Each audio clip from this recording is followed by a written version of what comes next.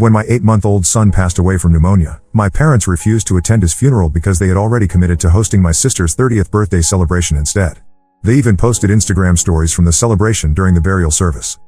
I never thought I would be writing this, but I need to get this off my chest. My 8-month-old son died last week from complications related to pneumonia, and my parents decided to attend my sister's 30th birthday party instead of his funeral. I'm David, 34M, and I work as a high school math teacher. My wife Sarah, 31F, is a dental hygienist. We have been married for 4 years and bought our first house 2 years ago. We live about an hour away from my parents, Robert, 64M, and Linda, 62F, who are both retired. My sister Katie, 30F, is a marketing manager who lives in the same city as our parents. Growing up, Katie was always the center of attention. When she made the cheerleading squad in high school, my parents threw her a surprise party with all her friends. When I got accepted into college with a partial scholarship, my dad just patted my shoulder and said it was expected. Katie's college graduation was celebrated with a weekend trip to the coast. My graduation happened during the same weekend as Katie's friend's wedding, so my parents attended the wedding instead. This pattern continued into our adult years. When Katie bought her first car, my parents helped with the down payment. When Sarah and I were saving for our house, we asked for similar help but were told they had already spent their savings on Katie's car. When Katie got her first promotion, my parents organized a family dinner at an expensive restaurant. When I got tenure at my school, they sent a congratulations text. The difference became more obvious when Sarah got pregnant. My parents' reaction was lukewarm at best. My dad said it was good news, and my mom immediately started talking about how Katie might want kids someday too. Sarah's parents, on the other hand, were over the moon. They started buying baby clothes immediately and visited us every weekend to help prepare the nursery. When our son Marcus was born, the contrast was even starker. Sarah's parents were at the hospital within an hour. My parents showed up the next day for about 30 minutes before leaving for their book club meeting. Over the next 8 months, Sarah's parents visited twice a week, bringing groceries and helping with household chores. My parents visited maybe 6 times total, usually when it was convenient for them. I kept sending them photos of Marcus reaching his milestones. His first smile, sitting up, crawling, his first tooth. My mom would respond with a thumbs up emoji, and my dad rarely acknowledged them at all. Meanwhile, every photo Katie posted on social media got lengthy comments from both parents about how beautiful or funny it was. 3 months ago, Katie announced she was planning a big 30th birthday party. She wanted a weekend celebration with all her friends at a rented venue.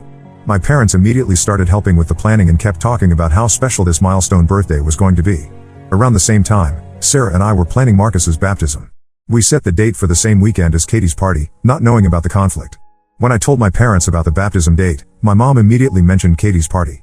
I suggested they could attend the baptism in the morning and the party in the evening since they were in the same city. My dad said they couldn't risk missing any part of Katie's celebration since they were helping to host it. 2 weeks ago, Marcus developed what seemed like a regular cold. Sarah and I weren't too worried since babies get sick often. But his condition worsened over the weekend. By Monday, he was having trouble breathing, and we rushed him to the hospital. The doctors said he had developed pneumonia, which had progressed rapidly. We spent 3 days in the hospital. Sarah barely left Marcus's side, and I slept in the chair next to his bed. Sarah's parents took turns staying with us, bringing us food and clean clothes.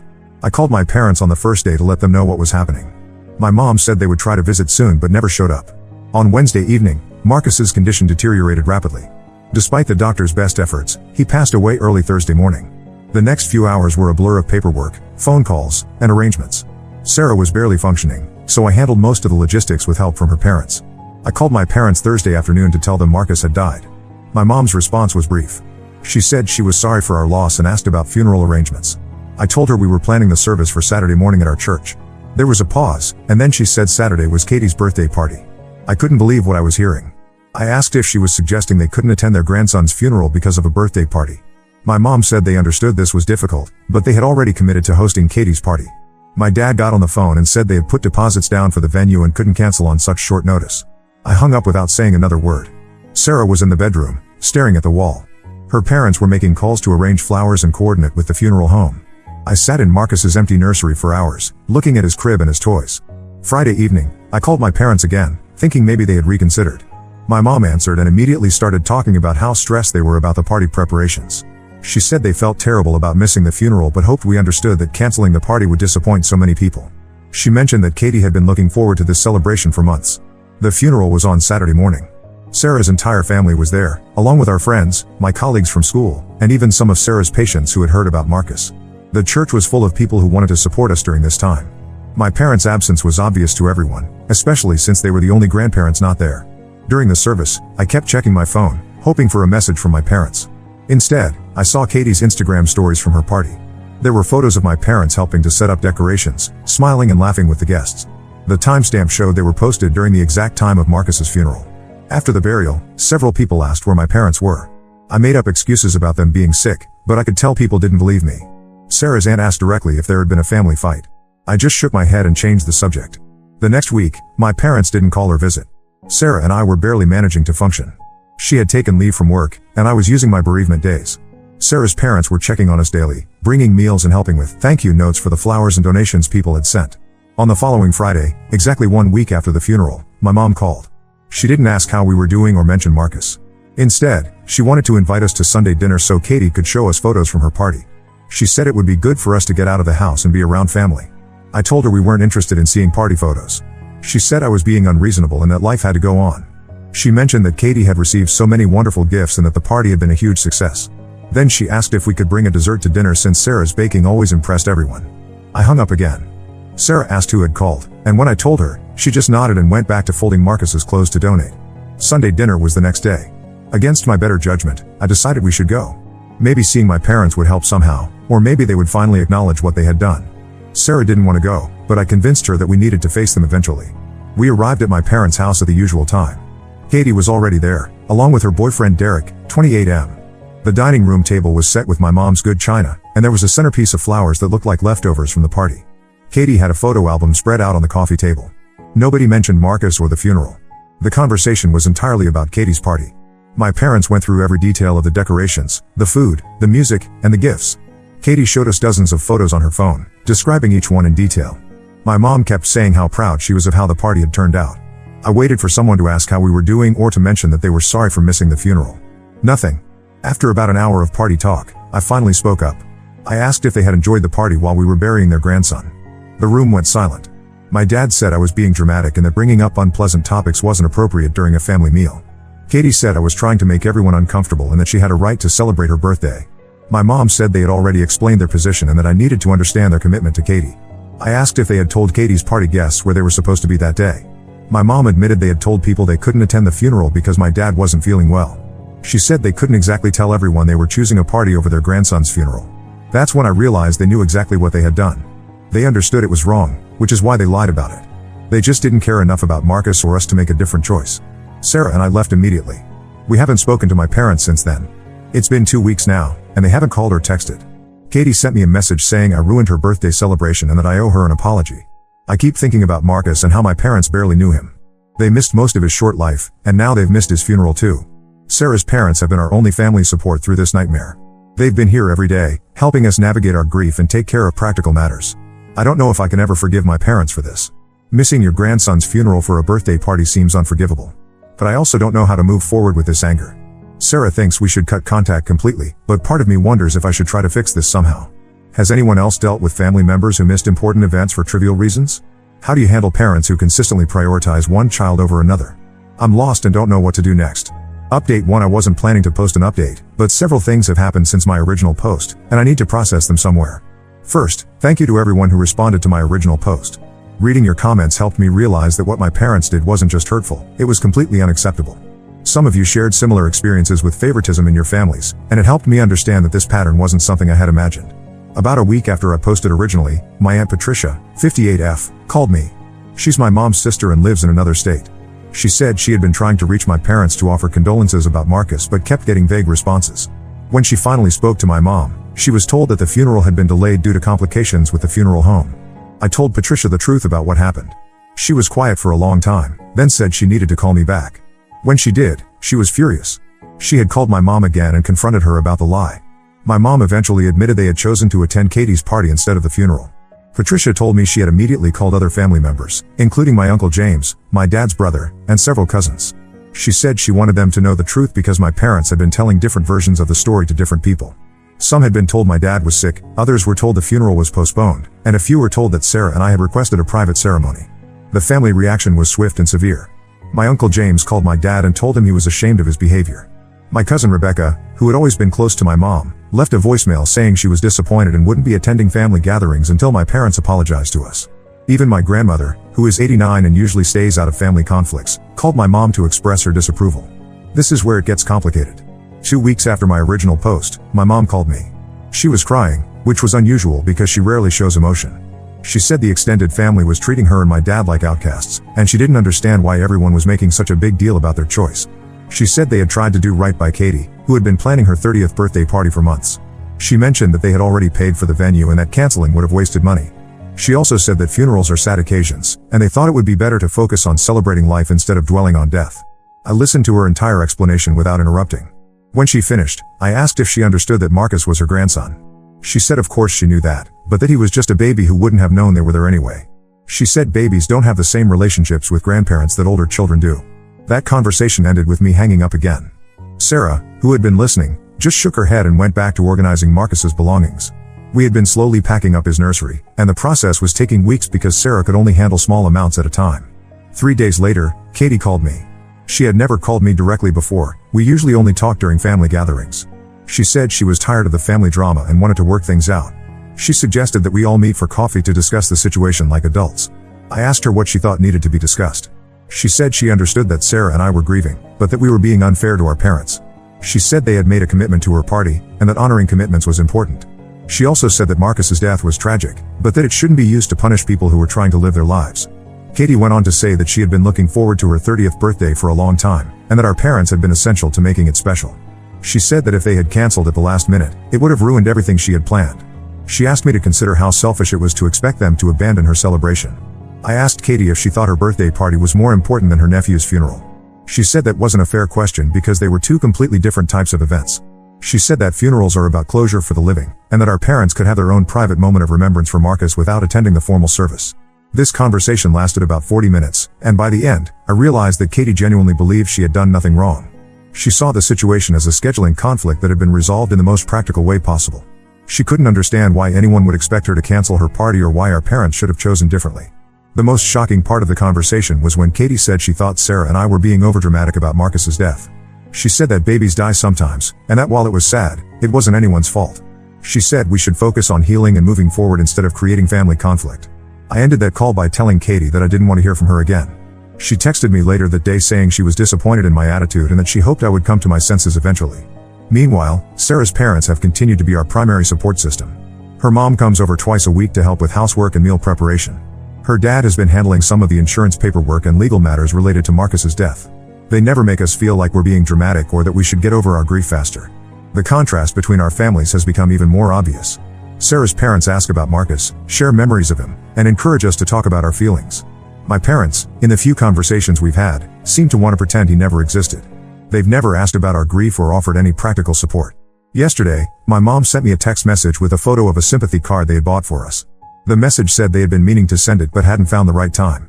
The card was one of those generic ones from the grocery store, and the photo showed it was still sealed in its plastic wrapper. She said they thought it might be better to give it to us in person when we were ready to talk. I showed the text to Sarah, and she actually laughed for the first time in weeks. Not because anything was funny, but because the absurdity of the situation had finally hit her. She said she couldn't believe they were treating a sympathy card like some kind of peace offering that required perfect timing. We've made the decision to not respond to any more contact from my parents or Katie. Sarah's parents have been helping us look into grief counseling, not because we think we need fixing, but because we want to process this loss in a healthy way. They've also been researching legal options for some of the medical bills and insurance issues we're dealing with. I keep thinking about what my life would have been like if I had been born into Sarah's family instead of mine. Her parents have shown me what real family support looks like during a crisis. They've never made our grief about them, never asked us to consider their feelings, and never suggested that we should prioritize other people's celebrations over our own healing. The extended family fallout continues. My cousin Rebecca told me that my parents have been complaining to anyone who will listen about how unfairly they're being treated. They've been saying that people don't understand the full situation and that we're manipulating family members against them. Patricia called me again yesterday to tell me that my parents had approached her about mediating a family meeting. She said she told them she wasn't interested in helping them unless they were prepared to offer a genuine apology and change their behavior. She said they seemed confused about what they would need to apologize for. I don't know what happens next. Sarah and I are taking things one day at a time. We're not ready to make any permanent decisions about my family, but we're also not ready to pretend that what happened was acceptable. For now, we're focusing on each other and on honoring Marcus's memory in ways that feel meaningful to us. The support from Reddit has been overwhelming. Thank you to everyone who took the time to respond and share your own experiences. It's helped me realize that we're not alone in dealing with toxic family dynamics, and that choosing our own well-being over family harmony is sometimes the right choice. Update 2: I need to share what happened over the past few weeks because the situation has gotten even more complicated than I expected. About 2 weeks after my last update, I received a call from my workplace. My principal wanted to let me know that my mom had contacted the school asking about my mental health and whether I was fit to return to work. She had told the office staff that I was having a breakdown following a family tragedy and that she was concerned about my ability to handle my responsibilities. My principal assured me that she had handled the call professionally and that my job was secure. She said my mom had asked several inappropriate questions about my sick leave usage and whether the school provided mental health resources. The principal told her that employee information was confidential and that she should contact me directly if she had concerns. I was mortified. Not only had my mom overstepped by calling my workplace, but she had also implied that I was mentally unstable. I later learned that she had made similar calls to Sarah's dental office. Sarah's boss was less diplomatic and told my mom that her call was inappropriate and that she should focus on supporting her son and daughter-in-law instead of interfering with their employment. This prompted me to do something I had been avoiding. I called my mom back. I told her that contacting our workplaces was completely unacceptable and that she needed to stop immediately. She said she was worried about us and that we hadn't been answering her calls, so she wanted to make sure we were getting the help we needed. I asked her what kind of help she thought we needed.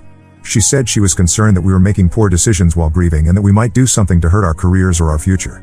She said she had been talking to Katie about the situation, and they both agreed that we were handling Marcus's death in an unhealthy way. She went on to say that she understood we were sad about losing Marcus, but that we were letting our grief control our lives. She said that successful people learn to compartmentalize their emotions and continue functioning normally even during difficult times. She gave examples of other family members who had experienced losses but hadn't let it affect their relationships or their work. I asked her if she considered missing her grandson's funeral to be an example of healthy compartmentalization.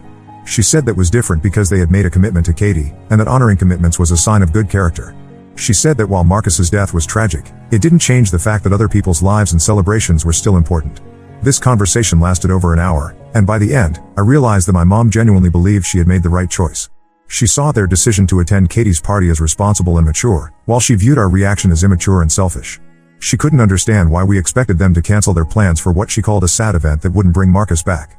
2 days later, Katie showed up at our house uninvited. Sarah answered the door because I was at work, and Katie pushed past her into the living room.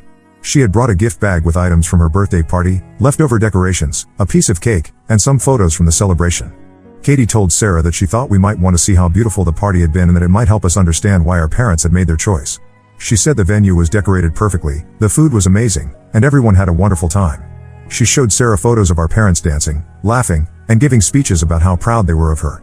Sarah called me at work, and I came home immediately. By the time I arrived, Katie was sitting on our couch going through her phone, showing Sarah more photos and videos from the party. She was describing each moment in detail, explaining how much work had gone into planning each element. I asked Katie to leave. She said she wasn't finished explaining why the party had been so important. She said she had invited over 50 people, many of whom had traveled from out of town specifically for her celebration. She said that canceling would have disappointed everyone and wasted thousands of dollars. Katie then said something that I'll never forget. She said that Marcus was just a baby who had barely lived, while her 30th birthday was a once-in-a-lifetime milestone that deserved to be celebrated properly. She said that we could have other babies, but she would never turn 30 again. Sarah, who had been quietly listening, finally spoke up. She asked Katie if she understood that Marcus was a person, not just a baby. Katie said of course she understood that, but that babies don't have personalities or relationships the way older children do. She said that Marcus wouldn't have known the difference if his grandparents were at his funeral or not.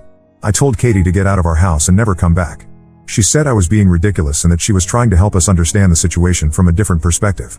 She said that our parents had made a difficult choice, and that we should appreciate the sacrifice they had made by missing the funeral to support her instead.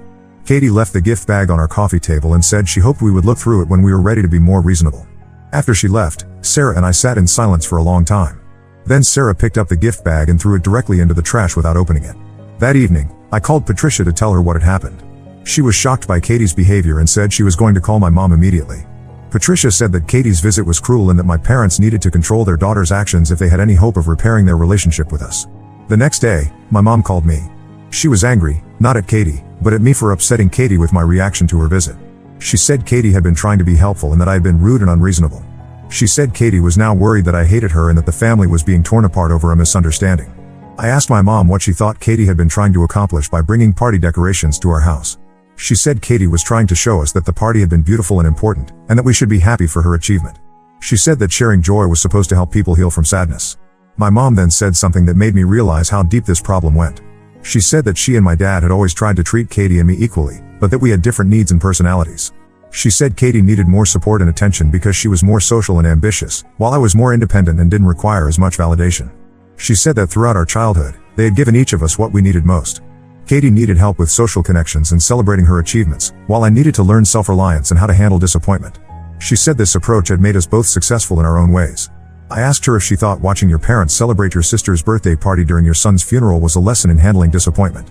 She said that wasn't how she would describe the situation, but that learning to accept difficult circumstances was an important life skill. This conversation ended with my mom saying that she hoped I would eventually understand that family relationships require compromise and forgiveness. She said that holding grudges would only hurt me in the long run, and that Marcus would want us to maintain family unity instead of creating division. Sarah and I have decided to change our phone numbers.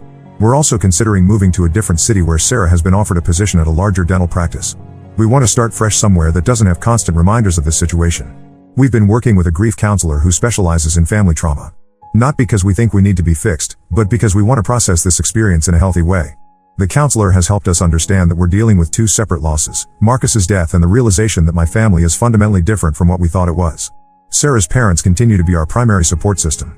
They've never tried to convince us to reconcile with my family or suggested that we should forgive and forget. They've simply been present for us during the most difficult period of our lives. The extended family situation has stabilized somewhat. Most of my relatives have made their positions clear, and my parents have been largely excluded from recent family gatherings. Patricia told me that my grandmother has been particularly disappointed in my parents' behavior and has stopped taking their calls. I don't know what the future holds for our relationship with my parents and Katie. Right now, we're focused on healing and building a life that honors Marcus's memory while protecting our own well-being. We're not ready to make any permanent decisions, but we're also not ready to pretend that what happened was acceptable. The support from this community has been incredible. Thank you to everyone who has shared their experiences and offered encouragement. It's helped us realize that we're not alone in dealing with toxic family dynamics, and that choosing our own mental health over family harmony is sometimes the right choice.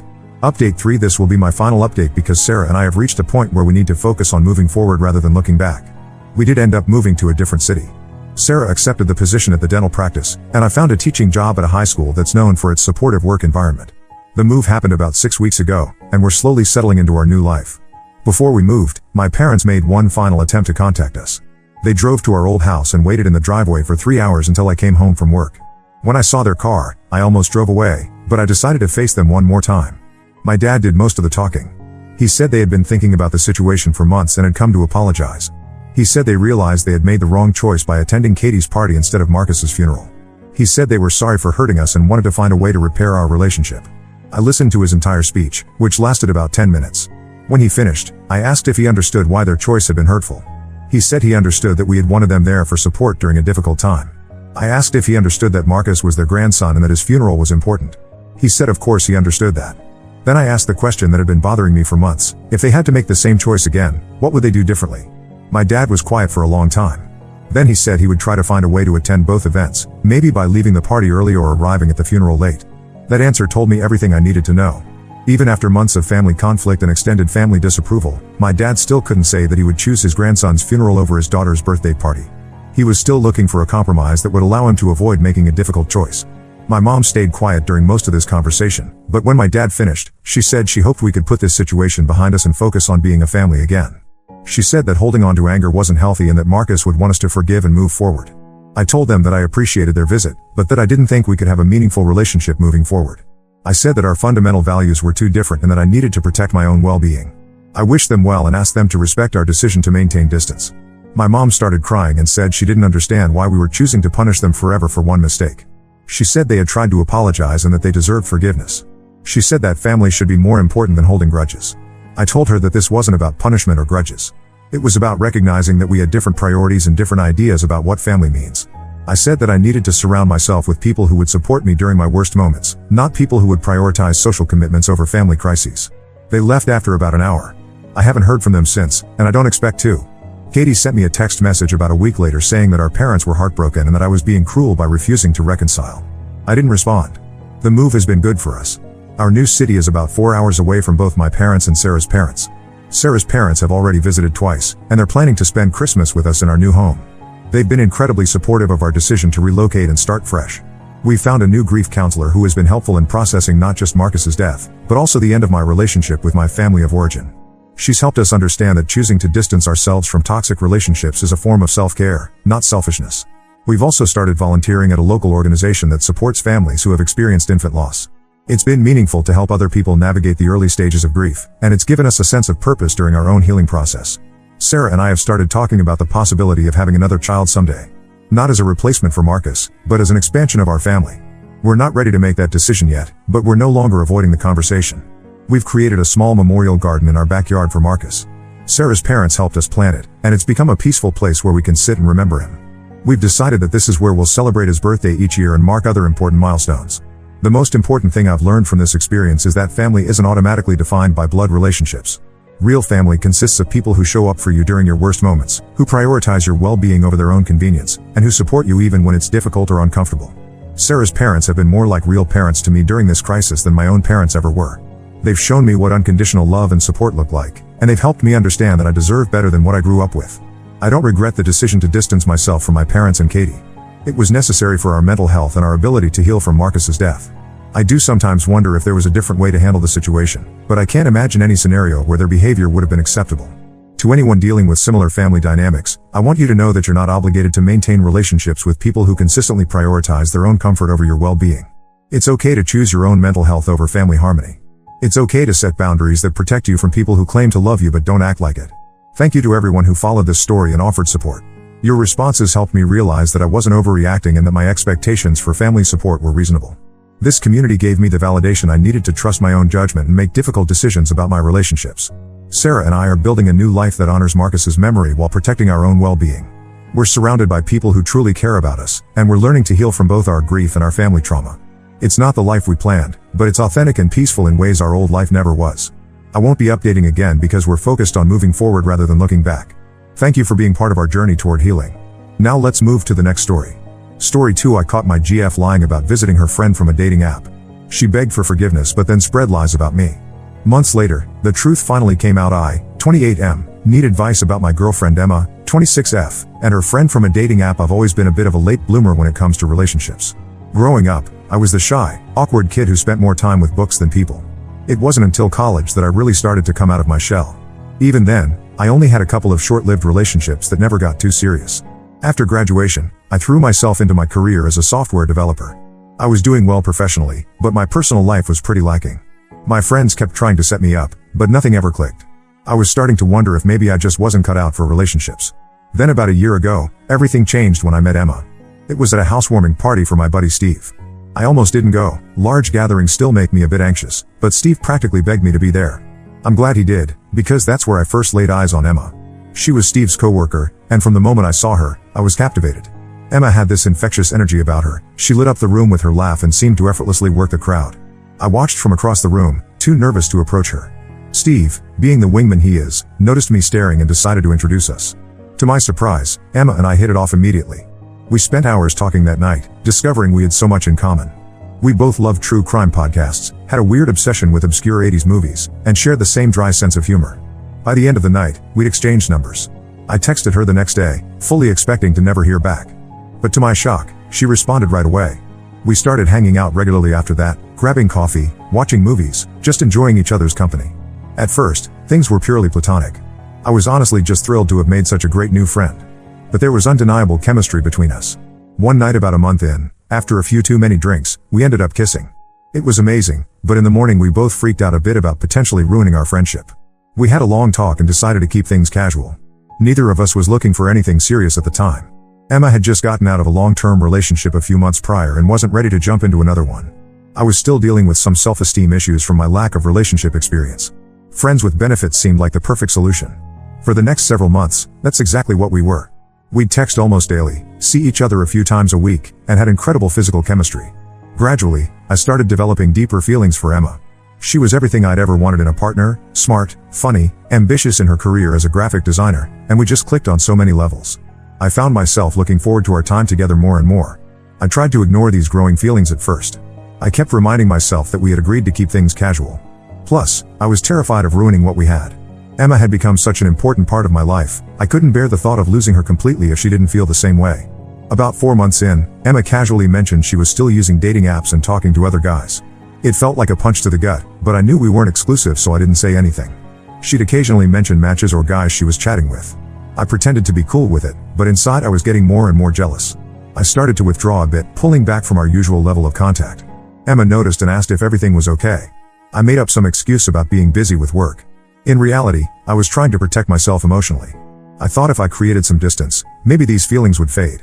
It didn't work. If anything, being away from Emma just made me realize how much I cared about her.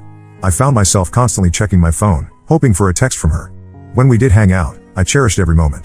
Around the 6-month mark, Emma started talking about this guy Mike, 29M, she matched with. She thought he was really cute and they had great conversations. They lived in different cities about 500 kilometers apart, but had been texting for a couple weeks. Emma mentioned she was thinking of taking a trip to visit him for a weekend. Hearing this, I felt like I was going to be sick. The thought of Emma with another guy was unbearable. I realized I couldn't keep pretending anymore. I was in love with Emma and I had to tell her, even if it meant risking our friendship. So I finally worked up the courage to tell her how I felt.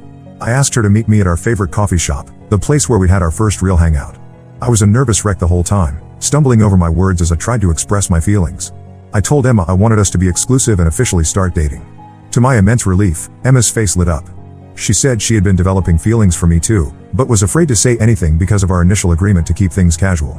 We agreed to delete our dating apps and stop talking to other potential romantic interests. I specifically brought up Mike, saying I wasn't comfortable with her still talking to him or going to visit, given the context of how they met. Emma assured me she understood completely and would cut things off with Mike right away. I felt so happy and relieved. Finally, after years of feeling like I'd never find someone, I was in a real relationship with an amazing woman. For the next few days, I was on cloud 9. Emma and I were more affectionate than ever, constantly texting and calling each other. We went on our first official date as a couple, dinner at a fancy restaurant followed by a moonlit walk in the park. It was perfect. A few days later, I casually mentioned wanting to follow Emma on Instagram. When I went to her profile, I noticed she only followed 4 accounts. Curiosity got the best of me and I checked who they were. To my shock, Mike's account was one of them. My stomach dropped. I tried to rationalize it, maybe she just forgot to unfollow him. But something felt off. I decided to ask Emma about it, trying my best to stay calm and not jump to conclusions. When I brought it up, Emma got flustered. She admitted she was still talking to Mike and hadn't cut things off like she promised. Even worse, she said she still planned to go visit him for the weekend. She claimed they were just friends now and nothing would happen, but I was crushed. I told Emma this felt like a huge betrayal of trust. She got defensive and said I was being controlling and insecure. According to her, I should be fine with her having male friends and going on trips with them.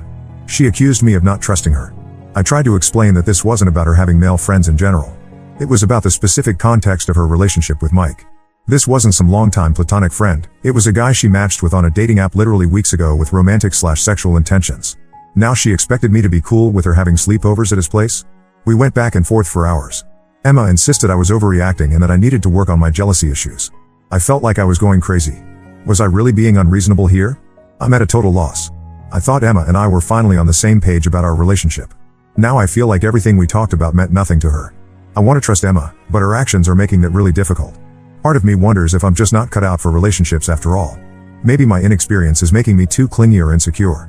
But another part of me feels like this is a major red flag I shouldn't ignore. I don't know what to do. Should I try to get past this and accept their friendship?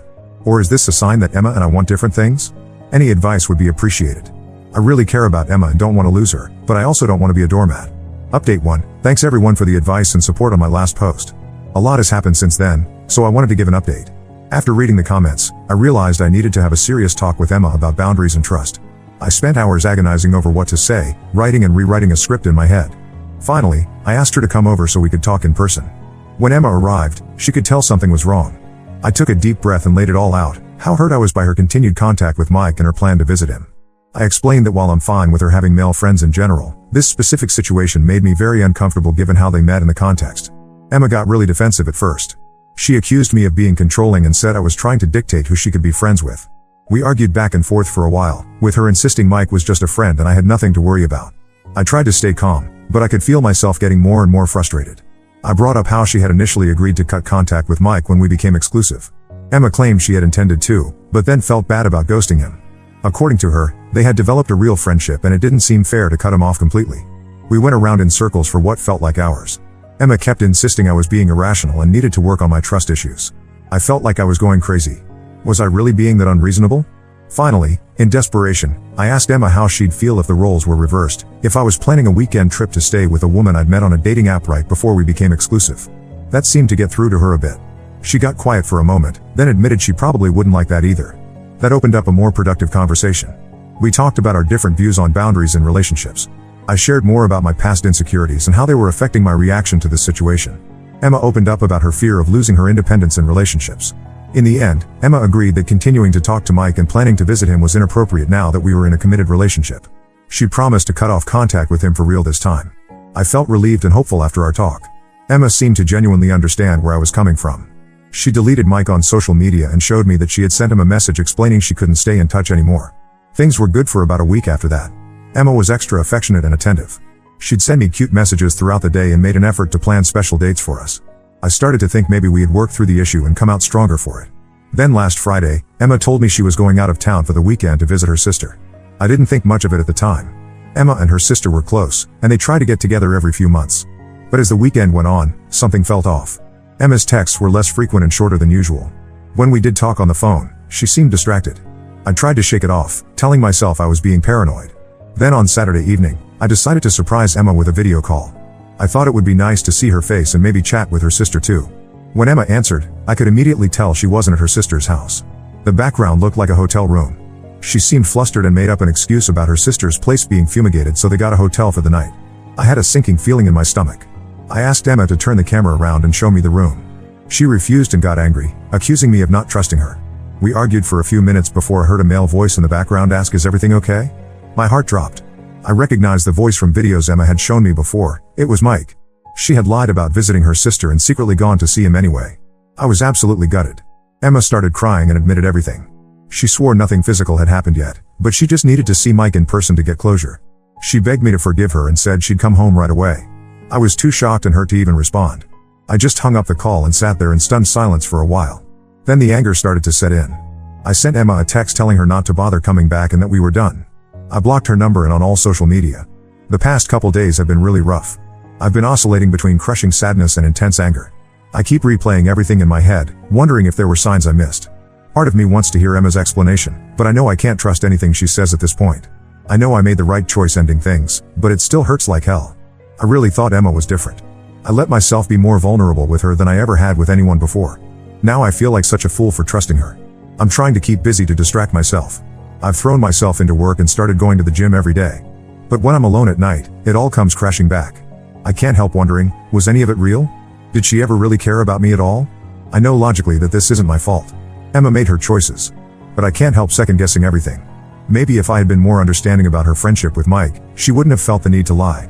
Or maybe I should have trusted my gut earlier when things felt off. I'm not sure where to go from here. The thought of trying to date again someday feels overwhelming. I'm not sure I'll ever be able to fully trust someone again after this. For now, I'm just trying to take it one day at a time. Update 2. It's been about a month since my last update, and unfortunately things have only gotten messier. I thought blocking Emma and cutting contact would be the end of it, but I was wrong. For the first couple weeks after the breakup, I was a mess. I could barely eat or sleep. I was going through the motions at work, but my mind was constantly replaying everything that had happened with Emma. I kept wondering if I had overreacted or if there was some explanation that would make it all okay. My friends were great during this time. They took turns checking in on me, bringing me food, and trying to distract me. Steve, the friend who had originally introduced me to Emma, felt especially guilty. He kept apologizing for ever bringing her into my life. I assured him it wasn't his fault, but I could tell he still felt bad. About 2 weeks post-breakup, I started getting messages from an unknown number. At first I ignored them, assuming it was Emma trying to contact me from a new number. But curiosity got the best of me and I finally read them. It turned out to be Mike. He said he felt guilty and wanted to come clean about some things. According to Mike, he and Emma had been in contact the entire time, even after she supposedly cut things off. They'd been sexting and video chatting behind my back for weeks. He sent me screenshots as proof. What's worse, Mike said Emma had actually visited him twice before the weekend I caught her. She'd lied about work trips to sneak away and see him. They had slept together both times. I was completely blindsided. I knew Emma had betrayed my trust, but I had no idea the extent of her deception. It made me question everything about our relationship. Were there other lies I didn't know about? Had anything between us been real? I didn't know whether to believe Mike at first. Part of me wondered if he was just trying to cause drama. But the screenshots he sent seemed genuine. And the dates of Emma's supposed work trips lined up with times she had been distant and hard to reach. After agonizing over it for a day, I decided I needed to hear Emma's side of the story. I unblocked her number and called her. She sounded surprised but happy to hear from me. I cut right to the chase and asked her about what Mike had told me. There was a long pause, and then Emma broke down crying. She admitted it was all true. She said she had developed real feelings for Mike but was confused because she cared about me too. She claimed she never meant to hurt me and had planned to end things with Mike after that last visit. I listened in stunned silence as Emma poured out a litany of excuses and apologies. She said she had been scared of how serious things were getting between us. She said Mike made her feel exciting and desirable in a way I didn't. She swore she had realized she truly loved me and would do anything to fix things. I felt like I was in a daze as Emma talked. Part of me wanted so badly to believe her, to think there was some way we could move past this. But a larger part knew that the trust between us was irreparably broken. I told Emma that ship had sailed and to never contact me again. I blocked her number once more and thought that would finally be the end of it. I spent the next few days in a fog, trying to process everything I had learned. But a few days later, Emma showed up at my apartment unannounced. She was hysterical, saying she couldn't live without me and would do anything to fix things. I told her to leave, but she refused. Emma camped out in the hallway outside my door for hours, alternating between crying and yelling. My neighbors started complaining about the noise. I finally had to call the police to have her removed. Watching her be escorted away in tears was one of the hardest things I've ever done. The next day, I started getting bombarded with calls and messages from Emma's friends and family. Apparently she had told them all kinds of lies, that I had cheated on her, that I was abusive, that I had stolen money from her. They were harassing me non-stop, calling me every name in the book and threatening to make me pay for hurting Emma. I was shocked and hurt by these accusations. I had always gotten along well with Emma's loved ones. Now they were treating me like some kind of monster. I tried to explain my side of things, but no one wanted to hear it. They were convinced I was the villain in this story. I've had to block dozens of numbers and lock down all my social media. Some of Emma's more zealous friends even showed up at my workplace, causing a scene in the lobby. My boss was understanding, but I could tell he was concerned about how this drama might affect the company. I'm seriously considering moving to get away from all this chaos. The thought of starting over somewhere new is both terrifying and appealing. I never imagined Emma would stoop so low or cause such havoc in my life. I'm angry, hurt, and frankly a little scared of what Emma might do next. I've started documenting everything, saving threatening messages, recording incidents of harassment. I'm looking into getting a restraining order, both against Emma and some of her more aggressive friends. This whole situation has become such a nightmare. I keep asking myself how I got here. Just a few months ago, I thought I had finally found real love and happiness with Emma. Now my life feels like it's falling apart. I'm trying to stay strong, but some days it's hard to even get out of bed. The betrayal and lies from Emma were bad enough, but now having my character assassinated to everyone we know is almost unbearable. I feel so alone and misunderstood. My own friends and family have been supportive, but I can tell they're getting tired of hearing about all this drama. I don't blame them, I'm tired of living it. I just want it all to be over so I can move on with my life. For now, I'm taking things one day at a time. I'm focusing on work, trying to maintain some sense of normalcy. I've started seeing a therapist to help process everything that's happened. It's helping, but I know I have a long road ahead. I'm not sure what the future holds, but I know I can't let this experience define me. Someday, I hope I'll be able to trust and love again. But for now, I'm just trying to weather this storm and come out stronger on the other side. Update 3, it's been about 3 months since everything went down with Emma, and I'm finally starting to feel like my life is getting back to normal. The road hasn't been easy, but I'm making progress day by day. After Emma's stalking behavior and the harassment from her friends and family, I did end up getting a restraining order against her.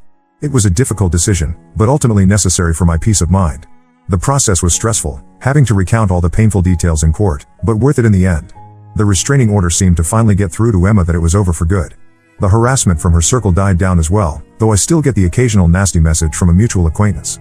I also ended up moving to a new apartment across town, just to have a fresh start away from all the memories and drama. It was a hassle, but ultimately worth it.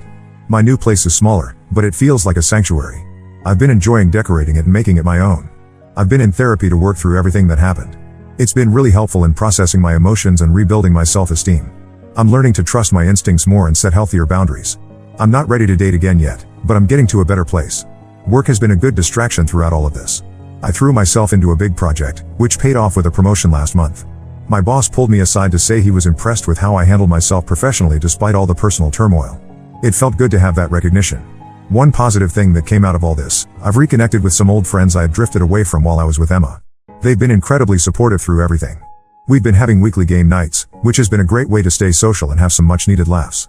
I ran into Mike at a coffee shop last week, which was awkward but surprisingly civil. He apologized again for his role in everything and said he felt terrible about the whole situation. Apparently Emma had been lying to him too about the nature of our relationship. We're certainly not friends, but the encounter gave me some closure. I still have moments where the anger and hurt creep back in. I'll see something that reminds me of Emma, or have a dream about her, and it all comes rushing back. But those moments are getting less frequent and less intense. I'm learning to let go and focus on the future rather than dwelling on the past. I'm cautiously optimistic about what's ahead. For now, I'm focusing on myself, my career, and rebuilding the parts of my life I had neglected. I'm rediscovering old hobbies and trying new things. Last weekend I went skydiving, something I never would have had the courage to do before. It was terrifying and exhilarating, and it made me feel alive in a way I haven't in months. This experience has changed me, there's no doubt about that. But I'm determined not to let it harden me. I know there are good people out there, and I refuse to let one bad experience ruin my faith in humanity. Hopefully someday I'll be ready to trust and open up to someone again. But I'm in no rush, I'm learning to be happy on my own first. For anyone going through something similar, hang in there. It does get better. Take care of yourself, surround yourself with supportive people, and don't be afraid to ask for help when you need it. You're stronger than you know.